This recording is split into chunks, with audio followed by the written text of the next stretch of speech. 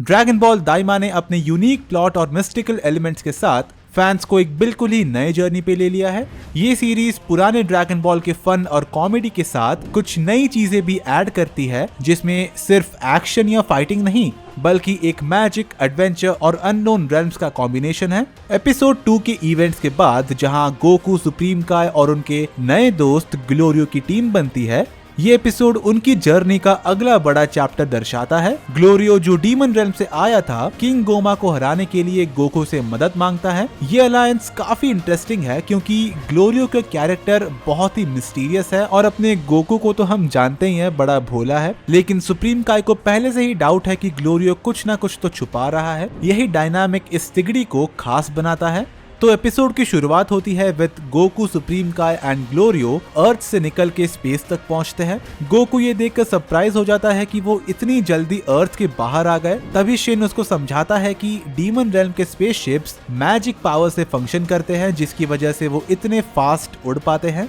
Shin ग्लोरियो से पूछता है कि वो लोग वार्प के थ्रू ही जा रहे हैं ना, तो गोकू थोड़ा कंफ्यूज हो जाता है। सो शिन टेल्स हिम कि वार्प एक ट्रांजिट पॉइंट है जो डीमन रेल्म और आउटसाइड वर्ल्ड के बीच में एग्जिस्ट करता है, एंड वार्प वही बड़ी मछली का नाम है जिसको हमने पहले एपिसोड में देखा था, if you remember. Then Glorio Shin को बोलता है कि सबसे क्लोजेस्ट वार्प प्लैनेट वातापी के पास है। सम टाइम लेटर ये लोग प्लैनेट वातापी पे पहुंचते हैं एंड शिन ग्लोरियो को रुकने को बोलता है ताकि वो वातापी की लोकेशन किबिटो को भेज सके, क्योंकि कुछ दिन बाद जैसे ही दूसरी शिप ठीक हो जाती है उसमें वेजिटा, पिकलो, बुल्मा और किबिटो को भी डीमन रेल्म में आना है। Then they see warp and as usual Goku अपनी मोटी बुद्धि लगा के उसको गोल्ड फिश बोल के चिढ़ाने लगता है। जैसे ही वार्प को पता चलता है कि ग्लोरियो, गोकू और शिन डीमन रेल्म में जा रहे हैं, वार्प उनसे उनकी आइडेंटिटी कंफर्म करने के लिए उनके ईयर्स शो करने को बोलता है।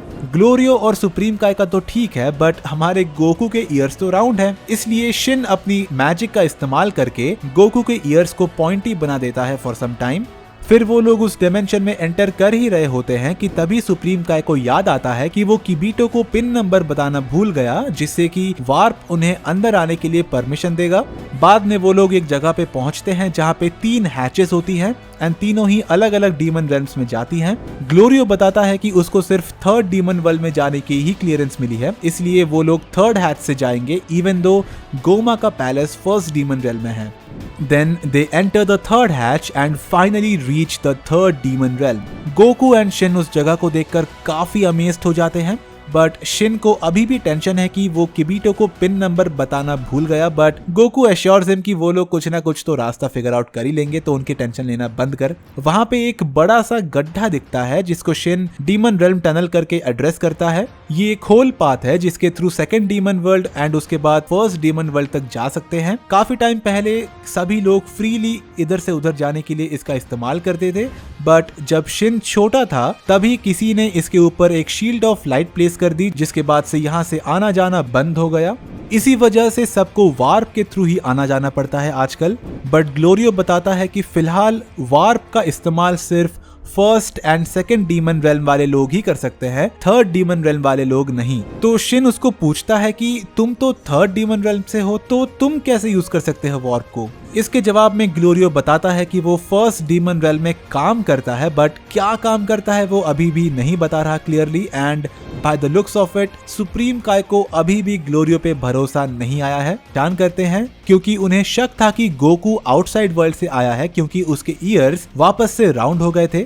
बट गोकू और ग्लोरियो ने मिलके उन गुंडों की अच्छी से मरम्मत की और उनको भगा दिया। ऐसे ही धीरे धीरे गोकू को फील होता है कि वो अपने छोटे बॉडी के साथ सही से अडेप्ट कर पा रहा है एंड उसको अपने छोटे बॉडी की आदत पड़नी शुरू हो चुकी है। फिर वो लोग खाना खाकर होटल में मस्त सो जाते हैं एंड सुबह उठने के बाद जैसे ही वो अपने रास्ते निकलते हैं, वो देखते हैं कि उनका स्पेसशिप पिछली रात वाले गुंडों ने चोरी कर लिया है एज अ रिवेंज।